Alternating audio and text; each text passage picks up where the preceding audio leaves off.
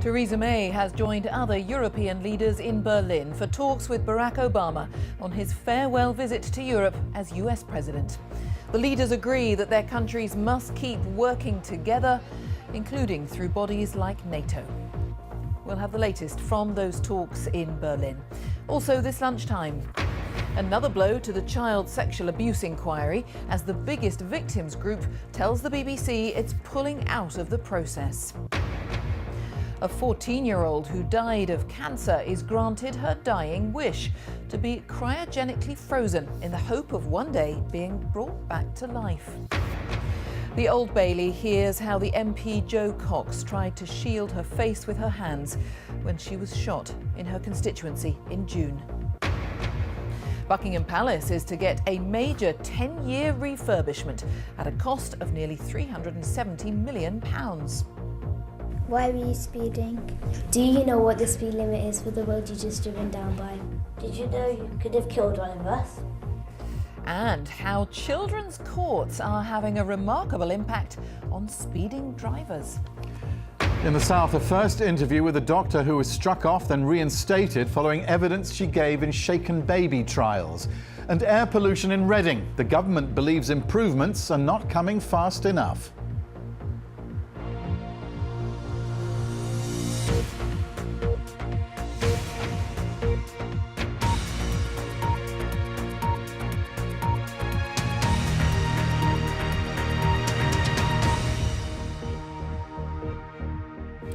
Hello, good afternoon. Welcome to the BBC News at 1. The US President Barack Obama and European leaders, including Theresa May, have agreed that their countries need to keep working together as part of international organisations like NATO. The leaders are meeting in Berlin against the backdrop of Donald Trump's victory in the US presidential election. This report from our Berlin correspondent, Jenny Hill, contains flash photography. Europe will be sorry to see him go. What should have been Barack Obama's farewell tour has been overshadowed by the man who'll replace him in the White House. EU leaders arriving in Berlin today, united by one question. What will a Donald Trump presidency mean for their countries and the world? Much to discuss. Syria, the fight against terror, Russia, climate policy, trade. Angela Merkel, who's warned Mr. Trump he must respect the values of freedom and democracy, is taking a pragmatic approach. Last night, the celebration of a harmonious relationship. Mr. Obama calls Angela Merkel his closest international ally. It's a warm partnership, strengthened by Mrs. Merkel's mediation between Moscow and the West. And it's Russia which worries them now. After talks yesterday, Barack Obama had a warning for Donald Trump, who signalled his admiration for Vladimir Putin. My hope is that the president-elect coming in takes a similarly constructive approach, finding areas where we can cooperate with Russia, where our values and interests align, but that the president-elect also is willing to stand up to Russia where they are deviating from our values and international norms.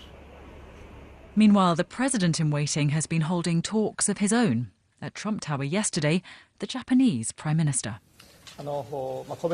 I do believe that without confidence between the two nations, alliance will never function in the future. And as an outcome of today's discussion, I am convinced that Mr. Trump is a leader with whom I can have great confidence in. They've done business together for 8 years. Now, time to say goodbye. This departure, the end of a strong transatlantic relationship and the beginning of a new and very different political era. And Jenny is in Berlin. Tell us a little bit more, Jenny, about exactly what these leaders have agreed then in the last few hours. Well, details actually are just starting to emerge about what the leaders have been talking about. And I must say they are rather dominated by Russia. First of all, the leaders have unanimously agreed this morning that sanctions against Moscow over its involvement in the Ukraine must stay in place until the terms of the Minsk agreement are met. They also talked about Syria, and they've called for an immediate halt to Syrian regime-backed attacks on the city of Aleppo. And they've gone as far as to say that those attacks supported by Russia must stop immediately too. No surprise, really. Barack Obama, in the 2 days he's been here, has very publicly warned Donald Trump, who, as we know, has made certain overtures towards Vladimir Putin. Barack Obama has said to him, "You're going to have to stand up to Russia at times, and you mustn't strike any deals with Moscow that could jeopardise countries like Syria."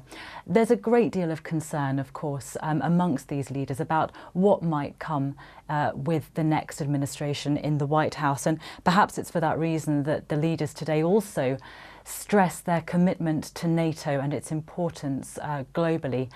Behind the scenes in Berlin, there's a huge amount of concern, and despite all the talk today, of course, there is still this huge question mark. No one really knows what Donald Trump is going to do next and how it'll impact on Europe and indeed the world. Jenny, thanks very much for now. Jenny Hill. The largest victims group in the independent inquiry into historical child sexual abuse has pulled out of the process, calling it an unpalatable circus.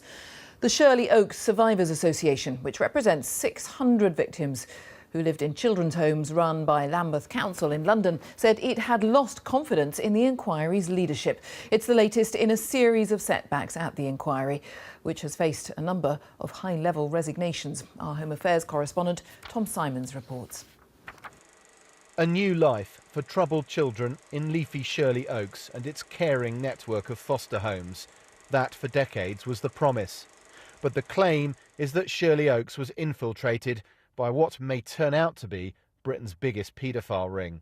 A claim the independent inquiry into child sexual abuse, based in this central London tower, is preparing to scrutinise closely. The Shirley Oaks Survivors Association, with more than 600 members and slick campaign videos, was to have been a so-called core participant in the investigation. But now it's pulling out. We can't afford to play this game of being part of an inquiry that may or may not deliver, because the repercussions and the failures of previous inquiries mean that our members' lives are in danger. It sent the BBC a bitterly worded statement. The group described the inquiry as an unpalatable circus and a botched job that needs a drastic overhaul. Its chair, the senior social worker, Professor Alexis Jay, was uninspiring. The group said she planned to create a social work talk shop, which we believe will achieve nothing. Now there are calls for Professor Jay's resignation. We do need a change of chair of this inquiry. You need somebody with the heft and the forensic capacity of a High Court judge or more senior to do this inquiry. I do not have confidence in the current chair to do that. For several years, the group has been collecting the accounts of the people who lived in these houses, adding them to a large database. But today, the Shirley Oaks Survivors Association went as far as to say that it will not be giving that evidence to the public inquiry into what happened here. Other victims' advocates are now deeply concerned about the effect all this will have on the inquiry. Many of the people who are coming forward to the inquiry are individuals, they're not part of an organised group. So I hope that their withdrawal doesn't in any way deter victims and survivors from coming forward. That really would be a disaster. In a statement, the inquiry said it was sorry the Shirley Oaks Survivors Association had withdrawn. Our investigation, it said, will continue and will examine the scale and nature of the abuse that may have taken place under the care of Lambeth Council, with pace, confidence and clarity. The Home Office said victims and survivors should get behind its work. But away from here, other groups are now considering their positions. The inquiry has to maintain the confidence of those who were abused. It can't succeed without that. Tom Simons, BBC News, Shirley Oaks. The jury at the trial of the man accused of murdering the MP Jo Cox has heard how she tried to shield her face with her hands as she was shot. The Labour MP was attacked outside her constituency surgery in Birstall in West Yorkshire in June. 53-year-old Thomas Mair denies all the charges against him. Our correspondent Daniel Bircher is at the Old Bailey. Tell us more about what the jury's been hearing, Daniel. Well, jurors had already heard that Jo Cox had been repeatedly shot and stabbed. Today the court heard statements read out from the first medics at the scene. One said that Jo Cox was found unresponsive and that she was given emergency treatment, but medics were unable to save her life.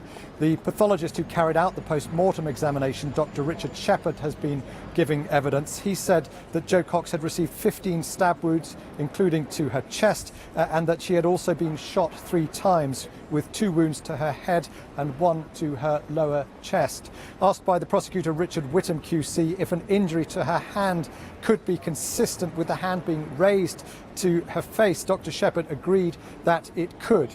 The next witness was a firearms expert, Andre Horn. He said he'd been to the scene to try to help establish how many shots had been fired and by what kind of weapon. He was asked about 2 cartridge cases found at the scene and said they were .22 caliber long rifle cases. During his evidence, the jury was shown a gun which the court heard had been modified, that the front of the barrel had been cut off, as had the rear of the stock. And because of the modification, jurors were told, it could be fired with one hand, but it also had reduced muzzle velocity. The gun was shown to jurors by the court usher. She was wearing gloves as she showed it to the judge first, then jurors. She also showed them a dagger, which the court heard was a military design dagger. And now the man who is accused of the murder of Jo Cox, 53-year-old Thomas Mair, denies the charges he faces. Daniel, thank you. Daniel Bircher at the Old Bailey. A 14-year-old girl with cancer won a battle in the High Court to have her body frozen when she died, so she could potentially be brought back to life. The teenager died last month. Her mother had supported her decision to be cryogenically preserved in the United States, but her father hadn't. The judge ruled in favour of allowing her mother to decide what happened, but said that proper regulation of cryonic preservation should be considered. Our medical correspondent Fergus Walsh reports. The teenager, who was dying from a rare cancer, used the internet to investigate cryonics. Her mother supported her wish to be frozen, but not her father, who she hadn't seen in 8 years. Because she was under 18, the case went to court. The girl wrote this message. I have been asked to explain why I want this unusual thing done. I'm only 14 years old and I don't want to die, but I know I'm going to die. I think being cryopreserved gives me a chance to be cured and woken up, even in hundreds of years' time. I don't want to be buried underground. I want to live and live longer, and I think that in the future they may find a cure for my cancer and wake me up. I want to have this chance. This is my wish. The judge said this case was the result of a tragic combination of childhood illness and family conflict. He said the girl had a right to know before her death whether her wishes would be followed. He stressed the case was not about whether cryonic preservation had any scientific basis, and nor was the court encouraging it. Human embryos can be cryopreserved for years and then used in fertility treatment, but more complex, larger structures seem beyond current science. What we haven't been able to do is to cryopreserve large structures such as a single human organ, a kidney for transplantation, and therefore a whole human body is an order of magnitude larger, and we can't meet that challenge yet. The judge visited the girl in hospital and said he was moved by the valiant way she was facing her predicament. But the voluntary organisation that prepared her body for cryonic preservation was said to be under-equipped and disorganised, causing real concern to medical and mortuary staff. Her body was then sent to the United States. This company in Arizona is one of those offering long-term cryogenic storage in liquid nitrogen tanks. 10 Britons are believed to have their bodies frozen in the US in the hope of resurrection. Fergus Walsh, BBC News. Buckingham Palace is to undergo a major refurbishment programme which will last 10 years and cost taxpayers nearly £370 million. The project will replace the palace's electrics, heating and plumbing, much of which dates back to the 1950s. But the Queen won't be required to move out while the work is going on. Our royal correspondent Nicholas Witchell reports. It's been the backdrop to many of the country's most memorable moments for more than a century. But Buckingham Palace is old. Parts of the building date back to the 18th century, and increasingly it's showing its age. But it's not the visible parts of the palace which are causing the most concern, it's the areas which are hidden from view, like the electrical wiring, the water pipes and the heating. According to the palace, most of this hasn't been touched since just after the Second World War. The palace says there is a serious risk of what they call a catastrophic failure, a fire or a flood. So, in a 10-year programme starting next year, £369 million is to be spent to make the palace, in the words of officials, fit for the future. The money will come from a temporary increase in the sovereign grant, the money the Queen receives from land owned by the Crown Estate. The palace will be renovated section by section. The Queen will not have to move out, and the work will have little impact on what the public sees of the palace from outside. But internally, the scale of the overhaul will be considerable. According to palace figures, the building has 775 rooms, an estimated 100 miles of electrical cabling, 20 miles of pipework, and 30,000 square metres of floorboards. That's the equivalent of 3 football pitches, all of which will have to be taken up. Experts in old buildings say the work is essential. If any building deserves the title iconic and representing the UK to the world outside, it must be Buckingham Palace. So surely we need to protect it for future generations and do that properly. The Queen and the Prince of Wales have both been consulted about the work. They and their officials will be sensitive to public reaction to such a large sum being spent on the palace. It's being done, officials stress, to secure the future of what they describe as a cherished national asset. Nicholas Witchell, BBC News.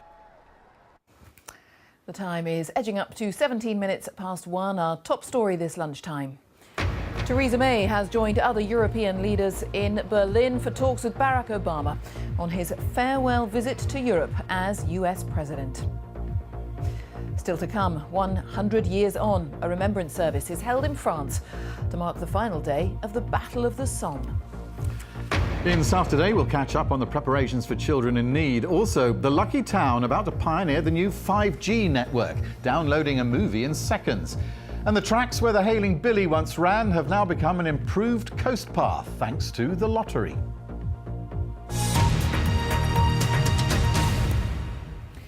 It was one of the bloodiest campaigns of the First World War. The Battle of the Somme killed 1 man for every inch of ground gained. It finally came to an end 100 years ago today, after nearly 5 months of fighting. Ceremonies are being held to remember the more than 1 million British, French and German soldiers who died. A service has taken place at the Memorial to the Missing in Thiepval in northern France. And our correspondent Robert Hall is there. Robert. Well, the 2,000 people who won the draw for tickets to this very much in demand ceremony did so in the face of driving wind and rain. Reminders for everyone here of the conditions that soldiers endured as they fought and died in the farmland around this hilltop. Thiepval itself took 2 months to capture and thousands died trying. They only managed it, having begun in July 2 or 3 days ago. So people who came here did so for very personal reasons. Everyone had their own paths to follow, their own reason for being here. 3 months of remembrance. 3 months when families, communities and nations followed their own trails to the men who lie on this battlefield. I come from Lancashire, and to stand next to a grave of a Lancashire Fusilier who died at the age of 20 and to read at the bottom what his parents wrote about him was just incredible. But I wanted to be here especially today because it's a major event. It has to be commemorated and we have to pass on the torch. Services streamed live from Thiepval during the summer included tributes to the sportsmen of the football battalion.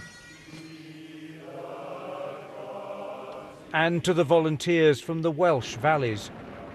Friends who left home together and in so many cases died together. In the Great War, 80 men left the square in Newton Grange to fight for king and country. But the story of the Somme has also reached back to the UK. George Aiken, killed in an explosion underground. Number 23, Tommy Douglas, killed by sniper. To this video made by children from Newton Grange near Edinburgh. To those who mark the passing of pals from the Glasgow Tramway Battalion. The Glasgow Tramway Battalion, the 15th Light Highland Infantry Battalion, was a volunteers battalion. And in September of 1914, the call went out for various volunteers to assist the British military, and over 1,000 of them decided to join up, so a huge number. As the summer months turned to autumn and then to winter, the Somme offensive ground on.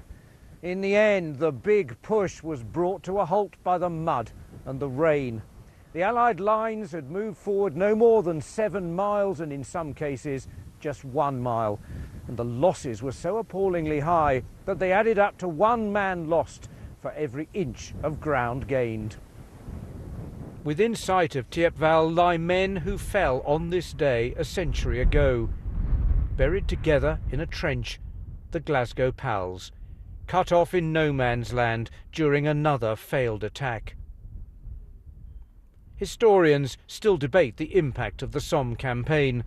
Back then, exhausted armies could only think of survival and the brutal clashes that lay ahead in another year of slaughter.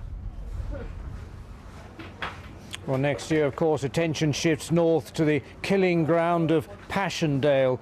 But here on the Somme, one thing is certain.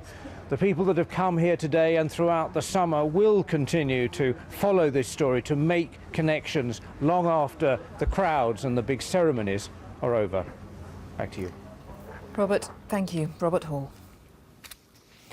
The Supreme Court has announced that the Scottish and Welsh governments are to be allowed to intervene in the court battle over how the Brexit process is triggered.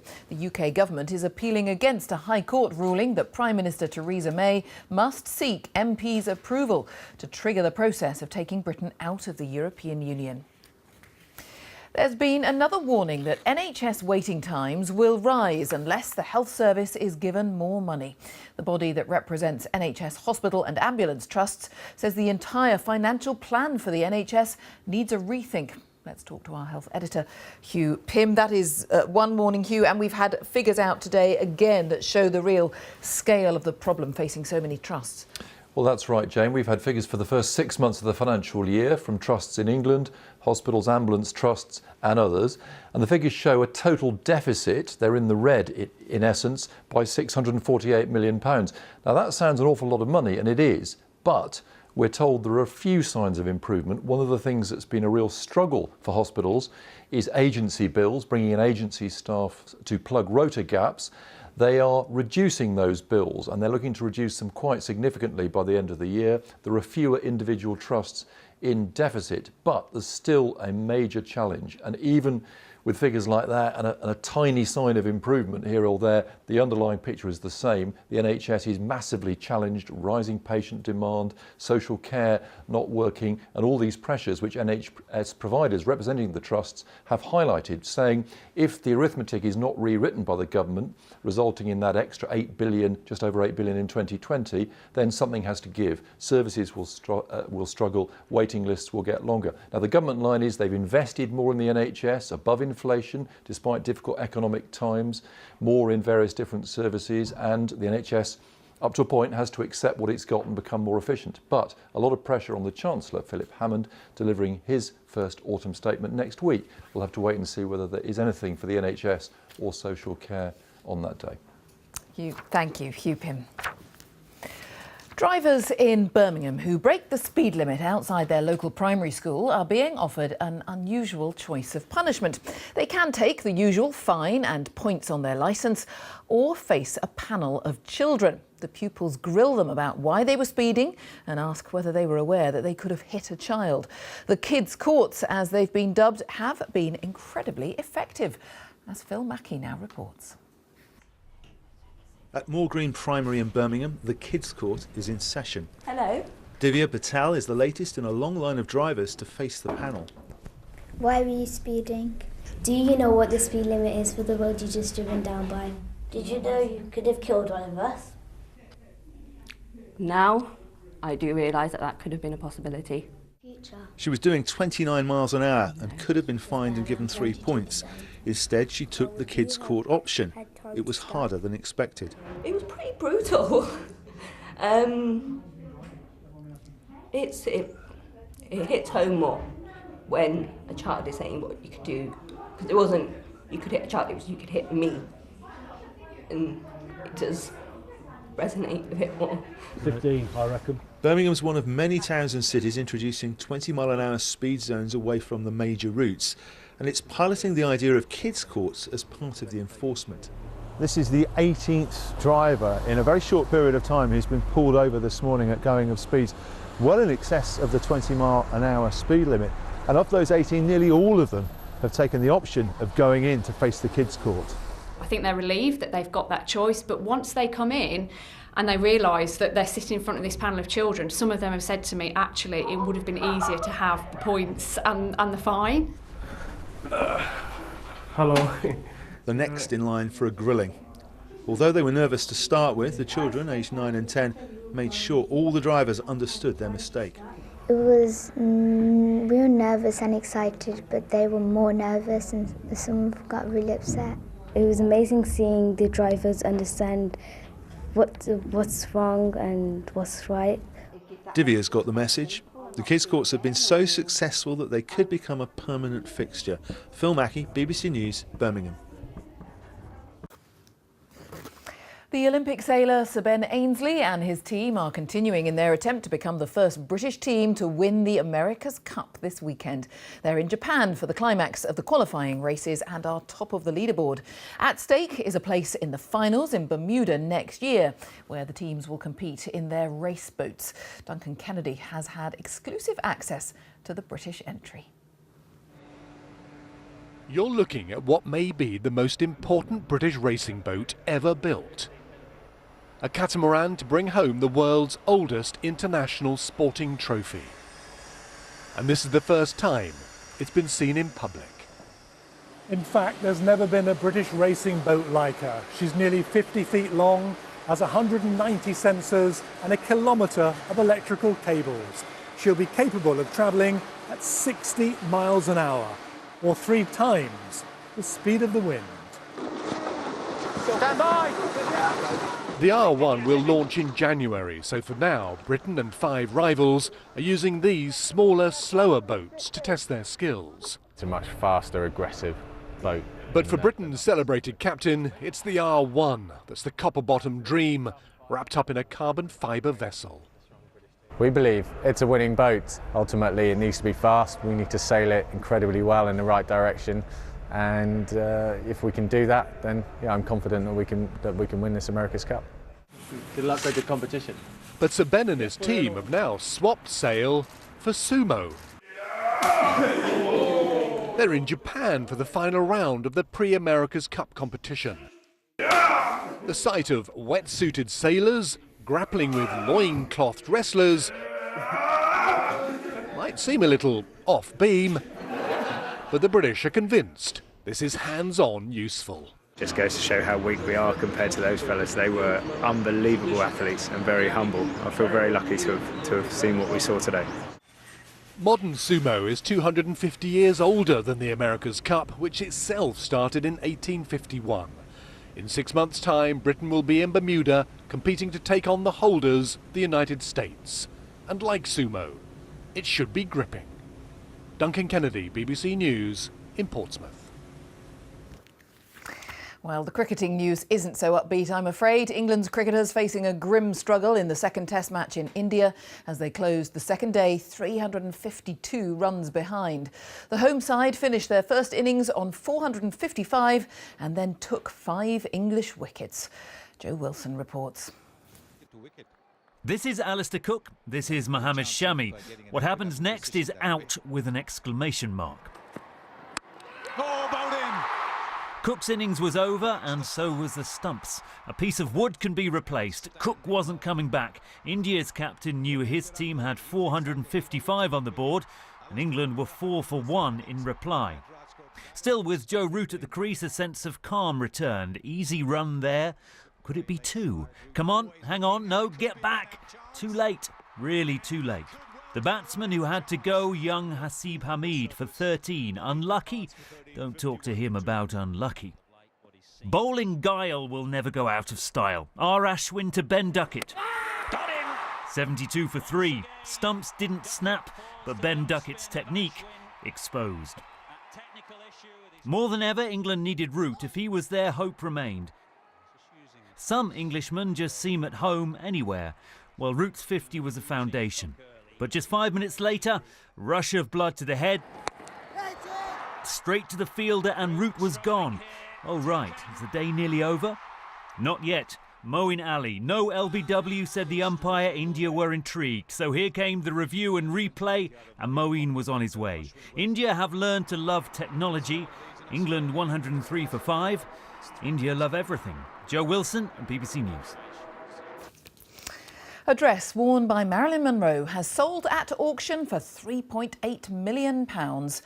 But not just any dress. It's the one she wore while singing Happy Birthday to President John F. Kennedy in 1962 at Madison Square Garden in New York. It was made of material to match her skin tone and was covered in 2,500 strategically placed crystals. It was reportedly so tight she had to be sewn into it. Let's take a look at the weather prospects now. John Hammond is here. Hello. Jane, I think we can say that winter for some of us has most certainly arrived. Yes, this was the scene earlier on this morning in Greater Manchester. There has been some significant snowfall for some of us, mostly up over the high ground. And having said all that, many of us are seeing rain showers rather than snow showers. But it's a wintry theme across the UK for the next few days. If I lay on the cloud, you can see how blotchy the cloud is, hence the showers. Something a bit clearer for Saturday.